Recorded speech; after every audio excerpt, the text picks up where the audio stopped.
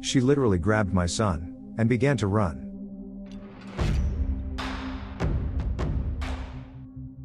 You found the best place for your vengeful needs. Imagine doing groceries with your kid, and an entitled Karen decides that your kid is actually not yours anymore. And then also calls dibs. I present to you, Snatchy Karen. Enter an entitled Karen, who sets a new record in pissing people off and wasting everybody's time, while suing a special education school for slander. She wins a battle, but loses the war. All that can be said for the last story is, hippity hoppity, she damaged the property. Bippety Boppety, I'm calling the coppity. Bippety Boppety boo, they're taking her kids too. Whenever a Karen demands to see the manager, be sure to offer them the like button instead. Naturally, viewer discretion is advised. These revenge acts might be disturbing to entitled Karens. So this happened about a week ago and I honestly am still fuming from this. First, a little backstory. I'm a mixed ethnicity individual. I've been confused for many races over the course of my 29 years on this planet, but I'm literally Caucasian and African American. Usually it can be figured out, but the difference with me is that my father is the Caucasian, so therefore my hair is straight. I'm originally from Texas and am usually confused for being Mexican. But now I live in Massachusetts. I've never had an issue with anyone concerning my race, until this day. Also, I am married to a Caucasian woman who had a child before we were married. His father is not in his life as much and I took the responsibility because I love this woman, and I love this little kid as if he were my own. He's 4 now and I've been in his life since he was 1. Anyways, on to the story. My wife needed a few things from the grocery store and she needed to run a few more errands. Usually she just goes and knocks things out herself because I'm sleeping, I work nights, but this particular day I happened to be awake and I offered to go for her. She works hard and does a lot, so I definitely felt it was necessary to do something for her so she could just relax for the day. I took my son with me so she could rest up and just take it easy, and it gave me time to spend with my son for some bonding. We completed all of the errands which went smoothly, and then headed to the grocery store to finish up our day. My son, being a typical 4-year-old, was full of energy running ahead of me laughing and speaking to everyone he comes across, which I generally don't mind as long as he doesn't hit anyone and stays within eye view. As I'm making my way down and looking for canned corn, my son jogs to the end of it when an older lady is entering at the other end. My son, being the sweet social butterfly he is, approached and exclaims in excited, "Hi, me 4, and me Ryan." Bless his little heart. The lady looked down and says, "Well, hello there. You shouldn't be running around unattended, let's go find your parents." I didn't think anything of her statement because I assumed she just hadn't seen me. "Ryan. Come back here, bud, please." He excitedly runs back toward me and starts turning in circles because he's 4. I'm still searching the shelves as the lady walks past me and stops behind me. Again, I think nothing of it, because it's a grocery store and you have to share the aisles. I turn my basket around and start to walk toward the front cash registers when this lady literally blocks my path. I say excuse me, and try to walk around her and she moves her cart in front of me again. I honestly thought she was just getting confused and said excuse me once again, and tried one more time to go around, and she just blocks my path again. The following convo ensues. Sorry about that, we'll get out of your way." "No, I don't think so. You're not going anywhere with that child." "You mean my son?" "That's not your child. He's white. And you're Mexican. You probably didn't even know his name until he said it to me." "Sure, whatever, lady, can you just move? My wife is at home and anxiously awaiting for us." "Stop your lies. You're not taking him anywhere, you perv." This whole time my son is standing close to me holding my leg because he was honestly getting scared. I was getting angry, because I hadn't had much sleep and I have a short fuse anyway, thanks Dad. I told her, "As you can see, he's standing close to me because he trusts me, and you're scaring him, so how about you buzz off?" "No. He's scared because of you. He just doesn't know how to express it yet." She looks at my son. "Come on now, sweetie. I'm here to rescue you. Come with me." Thankfully, my son was able to communicate to her he wasn't going anywhere with her. But she was having none of it. She literally grabbed my son and began to run. It caught me off guard, because I honestly could not fathom what was actually happening. My son starts screaming loudly because he was so scared, and this lady is just like. Don't worry, sweetie, he won't hurt you, I promise. Suddenly I snap back into reality and I begin to chase after this crazy wench. While running through the store, I yell for people to stop her and that she's kidnapping my son, and thankfully a worker stops her before she makes the exit. Why are you stopping me? This Mexican here is trying to kidnap my grandson. My son literally is bawling his eyes out, extending his arms out calling for me. This lady was relentless and would not let go of my son, even after he slaps her face multiple times. I laughed a little, not gonna lie. At this point a manager shows up and asks what's going on. The lady spoke before me while pointing at me. This pervert is trying to kidnap my grandson, and I was just trying to escape. That's my son, you freaking psycho.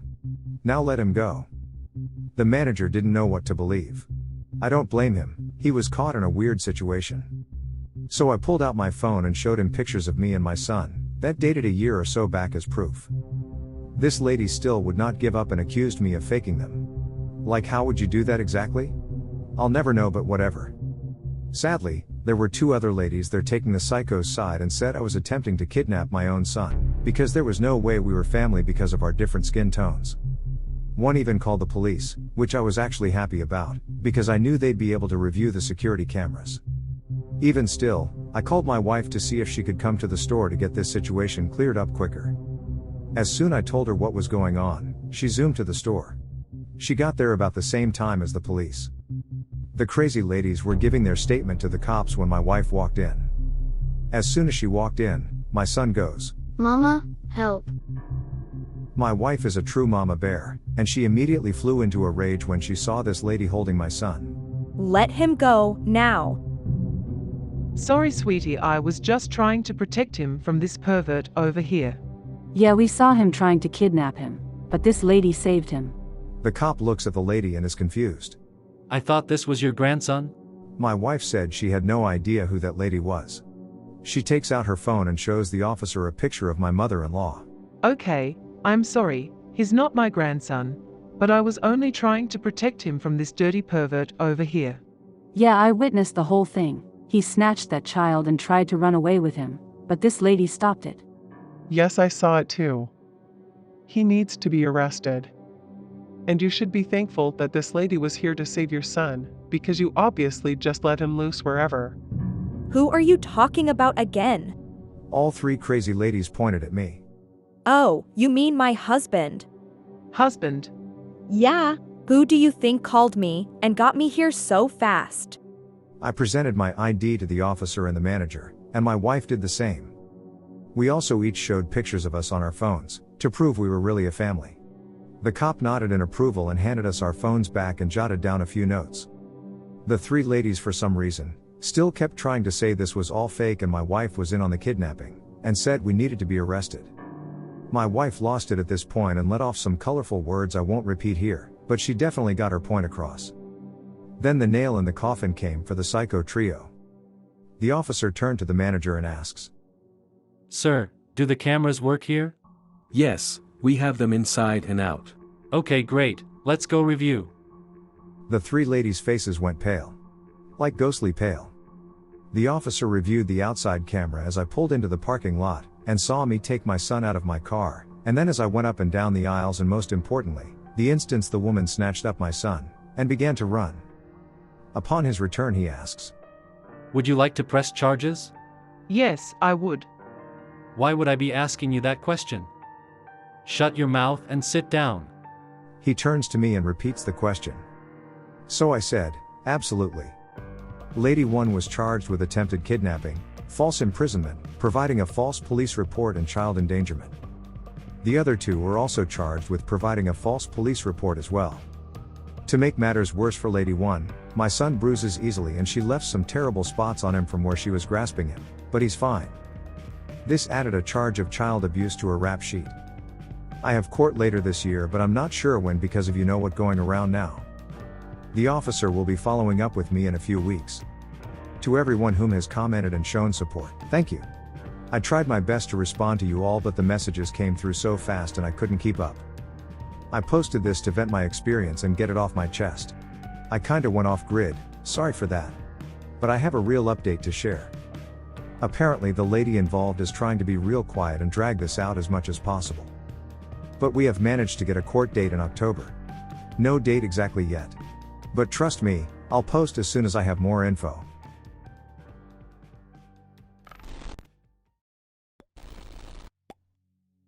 This story is a bit of malicious compliance, with a lot of ongoing revenge, so I chose to share it.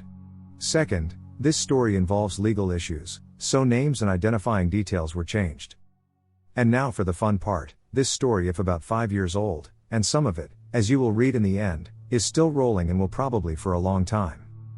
It starts with Mrs. P, as principal, because that's what she is. Mrs. P started as a special needs kids caretaker, studied through the years of work, and graduated a doctorate in special education.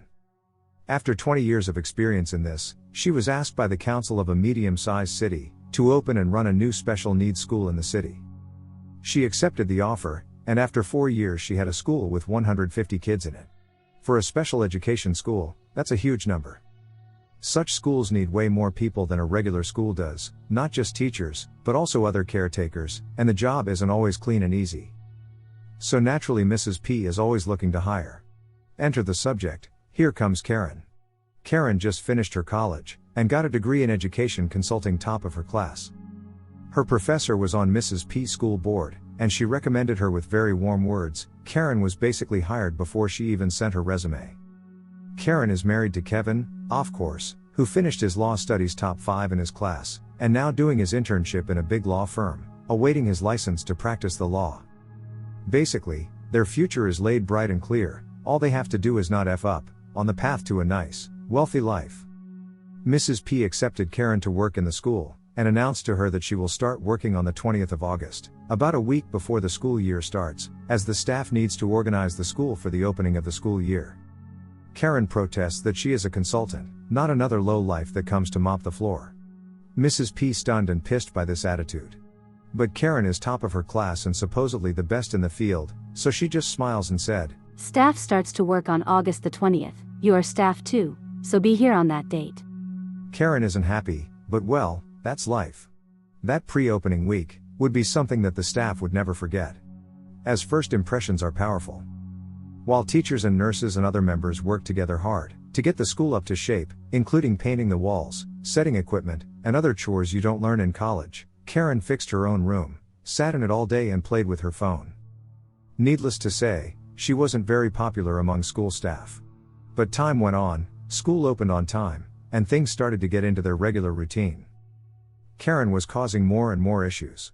She refused to fill in regular reports about her activities, was not available to meetings with staff and parents, and all in all, was a total entitled Karen. Mrs. P tried to talk to her again and again, to no avail. Eventually Mrs. P asked the professor, the one who gave Karen her degree, the one who was on the school's board, to sit with Karen daily and coach her on how to actually work and function in a real school environment, as apparently she didn't learn that in college. But even that didn't help. Karen was hated by all the school staff, and her work was done poorly and getting worse every week. Mrs. P had a meeting with Karen and the professor every week, to discuss her performance and how to do better. Meanwhile, important reports and other documents were not filled, and the care to the children was getting worse every day. Until eventually, a parent filed a complaint about the poor treatment his child got, and the board became aware of the issues. A meeting was set with the board, Mrs. P and Karen. The professor promised Karen that if she just gets her paperwork in order and acts respectfully, she would be alright. Karen knew she was on the hook now, but just couldn't stop being a Karen. So the day of the meeting comes, and Karen is a no-show, no call. She just didn't come that day, and the day after, and the week after. Without Karen, the board could only listen to what Mrs. P has to say, but they already knew it, so the meeting was delayed to a time when Karen would show up. Needless to say, this doesn't help her case at all. Anyway, Mrs. P and the professor tried to get Karen on the phone, but it went straight to voicemail. Eventually Mrs. P had no choice. Karen is a no-show no-call. For over a week, she has to have a really good explanation to not get fired now. She calls Karen and leaves a message in her voicemail, that she hadn't heard from her in over a week, she is very worried, and please be in contact ASAP as finance want to cut her pay. Finally Karen called in. She had been sick the whole time. But she will return to work in 2 days. Good, Mrs. P marks the date and sets a meeting with the professor and Karen first thing in the morning. If Karen is actually ill and has a doctor's note, she won't be fired, but she will receive strong words about the no-call issue. The day arrives, Mrs. P and the professor sit in her office, waiting for Karen to arrive. She didn't come. Mrs. P tries to call her and gets the voicemail, again. She is pissed, the professor is pissed, and Karen has set a new record in pissing people off and wasting everybody's time. Karen shows up 2 hours late, and before anything else, Mrs. P calls her in for a meeting immediately. She calls for the professor to come, the professor cancelled other plans she had to come in, and the meeting finally starts 3 hours late. Thankfully, Karen had a doctor's note, she is okay on that, but she is going to get the strong words now. About 10 minutes into the meeting, Karen burst in tears. The meeting is stopped to cool things down, but it's not over yet. After a few minutes, everybody comes back into the room and Karen opens with, "I am still not okay. I still feel sick. I want to go home now." Mrs. P is silent, and the professor comments, "As a board member, I must tell you this. As long as you are sick, your job is safe, but it is your first year. You have not saved anything in sick days or vacation days. You will not be paid for this." Karen just replied with, "We'll see about that." She then collected her things and left. Karen is sick for another 2 weeks, and her position is vacant. Mrs. P does what she can to fill the void, as do others, but it's clear that a position is empty and it needs to be filled. Eventually, Mrs. P calls Karen again to ask how she is doing and when she'll be back. Then Karen says she can't handle the pressure and wants to quit. Mrs. P is stunned by this. Karen is only in her first year, quitting in the middle will risk her future, and finding another consultant in the middle of school year is almost impossible. But she keeps her thoughts to herself, and just said she doesn't think it's necessary nor wise. She tells Karen to just feel better soon and come back at that point. But Karen doesn't come back, and after 2 more weeks of absence, her husband called in to ask, "Why, has there not been a salary deposit yet?" He gets the obvious answer, Karen has no right to paid sick leave. He gets angry and promises to check his options, which in lawyers' terms is, "I want to sue you." Now it's clear that the bridge was burned and Karen won't be back. Mrs. P started looking for a much-needed replacement, and the options aren't great. Eventually she convinced a retired consultant to come back from retirement, just to save this year. The replacement starts working, but can't get paid. The position is still officially occupied by Karen, who is still on sick leave. Board members are now calling Karen, as it's clear she will not talk to Mrs. P. They ask her to come back, and when she refuses, they ask her to submit her resignation to allow them to keep the school running. Karen then claims she is ready to come back, only if she will be paid for all her sick leave, but nobody's willing to pay that. The mess is growing bigger and bigger, the parents start to hear rumors, and overall climate is not very good. Until finally Kevin, Karen's husband, calls in and says he wants to sue the school for the payment. He gets to talk to the city lawyers, who explain to him that Karen cannot sue the school or the city while she is still sick or still registered as an employee. She has to stop one of these conditions. The day after, Karen is at school with a standard resignation letter, stating her mental and health issues caused by the toxic environment as her reasons.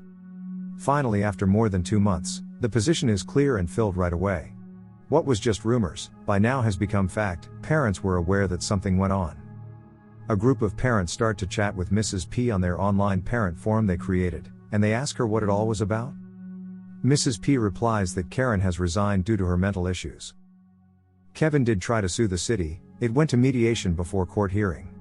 The mediator saw the material and strongly advised Kevin to withdraw. Kevin listened and the whole thing was forgotten for a while. 3 months passed. School was doing okay, when an email from Karen landed in Mrs. P's inbox. In short, dry legal language, Karen informs Mrs. P that she knows she was slandering her in public. She also has screenshots as evidence in which she claims she had mental issues, which is not true at all. Karen demands Mrs. P to apologize in public and clarify that Karen didn't have any mental issues, and her resignation was due to professional disputes. Mrs. P was shocked.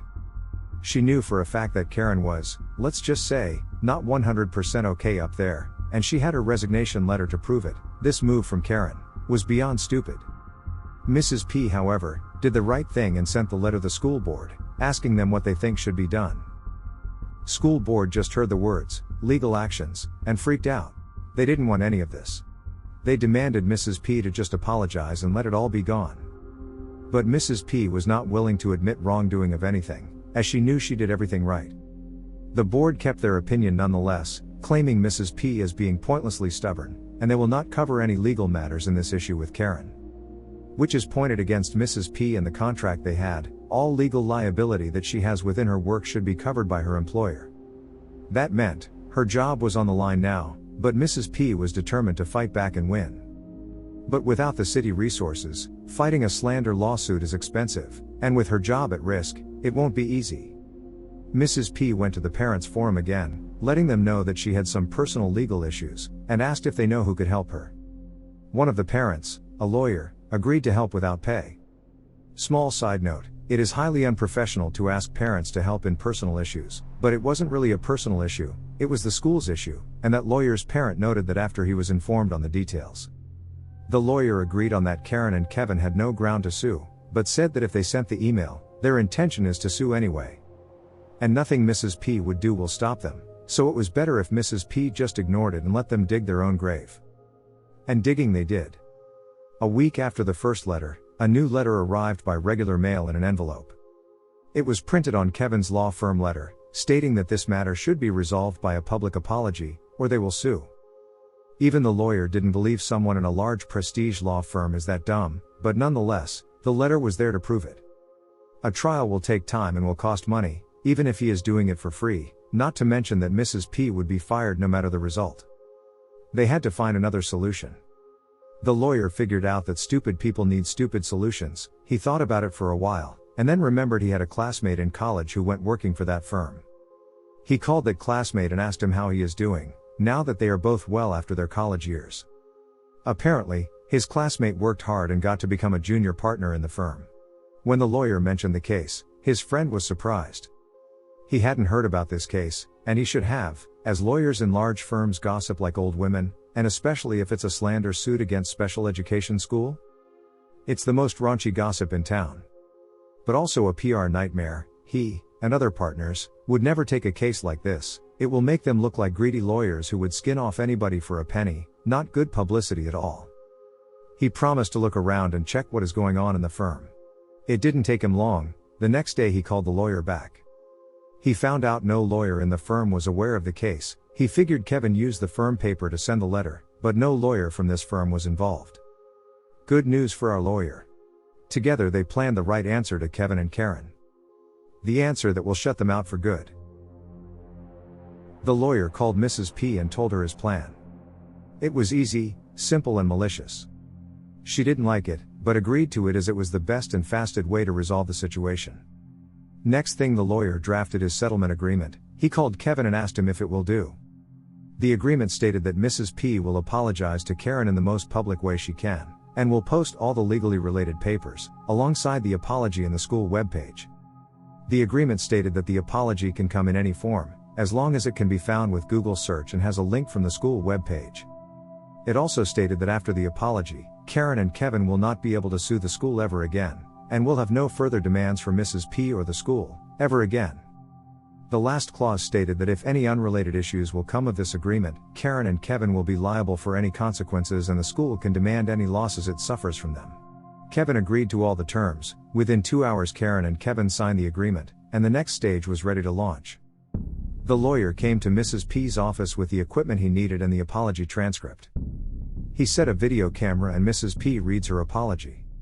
She opened with an introduction, who Mrs. P is, what she had done so far in her career, her degrees and recommendation. She also made an introduction to Karen, her career so far, her degree and recommendation, which were none, so far. And after the introduction, she explained that Karen claimed that she left the school in the middle of the school year, because of a professional disagreement. Any other comment Mrs. P or anyone else have claimed about Karen's health and mental issues, were false and Mrs. P is sorry if Karen's, or anybody else who heard so, feelings were hurt. In essence, anyone who sees the video understands exactly who Karen is, and even if Mrs. P didn't say it in words, it was clear she thought very bad things about Karen. Right after it was finished, the video was uploaded to the school's YouTube channel, and a subsite under the school website was created, showing the video and all the related documents, including the threatening letter Kevin sent in his firm's paper. A link was sent to Kevin with a short line added, "That settles the matter, don't contact us ever again." Karen and Kevin had won the battle. A month passed, and Kevin suddenly got fired from his firm. Apparently he wasn't in a position to send a letter threatening with a lawsuit, especially not under the firm's paper, without any higher-up lawyer watching him. Sending it like that, for a case he managed himself, was plain fraud. He was reported to the bar, but to not let a scandal and PR disaster come out, he was just let go and no further reprimands were taken. The firm sent a letter to the school admitting the fraud, and asked the school to remove the threatening letter Kevin sent. The school graciously agreed and Kevin's letter was removed. But the firm letter, admitting Kevin's fraud, was published instead. Kevin was done in the business. Any lawyer firm he went to for a job asked him why he left the big firm before he even got past the first stage, and a simple search of his name showed he committed fraud against a special education school from all places. Nobody would hire him. Meanwhile, Karen kept looking for a job in her field. She had to wait until a new school year would begin. Her college professor was not willing to write her any recommendation, and she had to explain the missing year in her resume to any principal. Few school principals heard she worked with Mrs. P and called her to ask about Karen, which Mrs. P only said that due to legal issues she can't talk about Karen, and it is all explained in the legal section of the school website. That was enough. Any principal who knows that Karen sued her former school will not dare to hire her. Karen lost that school year, and to support herself, had to start looking for other jobs. She found a job as a secretary in an office that wouldn't Google search her name and worked there for a couple of months, until the manager got bored one day and decided to search Karen's name. She was fired the next day for a minor F-up. It is more than 5 years since it happened. Kevin is a lawyer in a sleazy firm hired mostly by low-life criminals. He loses most of his court cases and is known as the low-life lawyer for the low-life criminal. Karen is still looking for a job. She can't hold a job for more than 6 months before she gets fired for petty things. They both know very well why they are doing so poorly in life. Kevin sent another threatening letter, demanding to remove all mentions of his name and Karen's from the school website. He also asked to remove the video. The lawyer just told him that it is what he agreed on, and if he wants to renegotiate, he will demand Kevin to pay for damages. He didn't specify what damages, and Kevin didn't ask. He gave up. Karen and Kevin admitted defeat. They lost the war. Mrs. P eventually removed the video from the school site, and set it as private on YouTube, but all the legal letters are still posted there, and will be there until, well, maybe forever.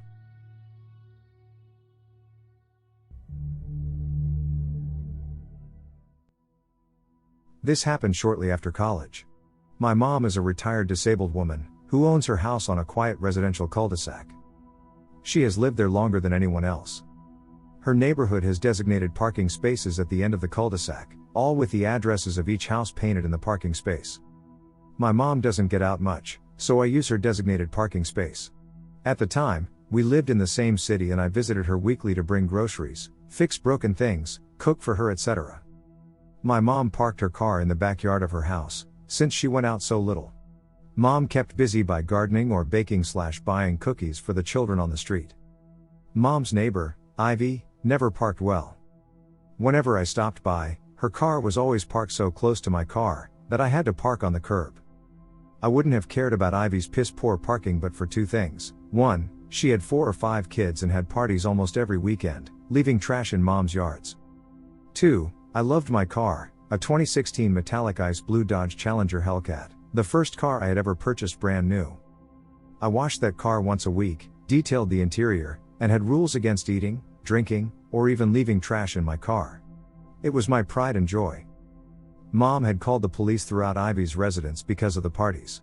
Ivy's guests would fill up the cul-de-sac with their cars, obstructing traffic, and get into loud, drunk fights at and after midnight. I often found empty beer bottles, empty condom wrappers, cigarette butts, and empty crack baggies on the fence between the properties, mostly on Ivy's side of the fence. This is all important information. One Saturday while having dinner at Mom's house, I heard a loud crash and my car alarm went off. I ran outside, to see Ivy's older model Honda Accord back out of her parking space, and speed down the street. Ivy's Accord had a dent from the front bumper to the door, and the headlight had popped out. I approached my Challenger with trepidation and screamed in anguish at what I saw.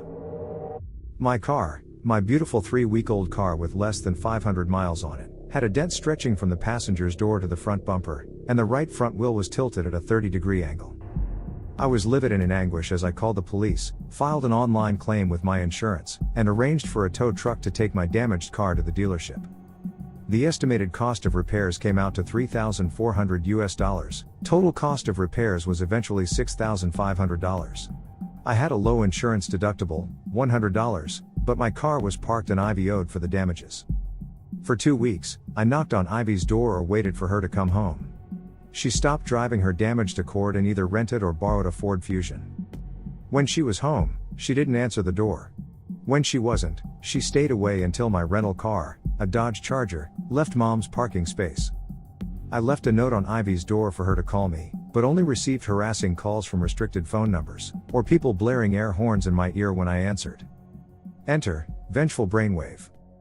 About 2 weeks after the accident, Ivy's children came to Mom's house for some cookies. I noticed that 2 of them had bruises around their eyes. If Ivy hadn't hit my car, I still would have done what I did, but maybe not as underhandedly.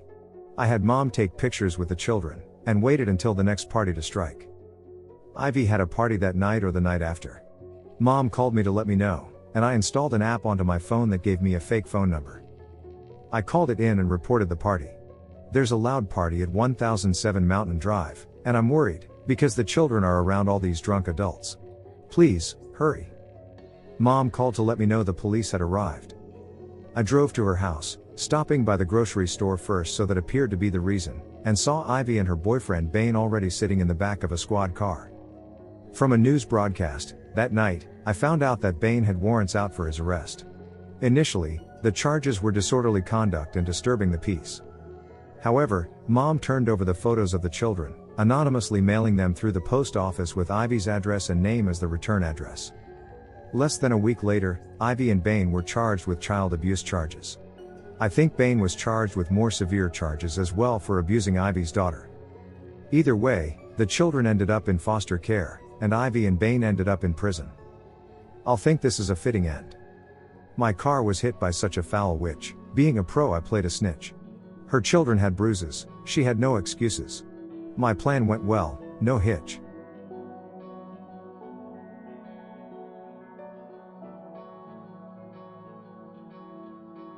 You stay till the end, which means you're the one I make these episodes for. I want to take this moment to thank you. I really appreciate you, because you bring me a great amount of joy. Subscribe for future uploads and show your vengeful devotion by tickling the like button, without mercy. Do you have any experiences surrounding the topic of this episode? Share yours below, I'll join the conversation. And I'll be seeing you in the next one.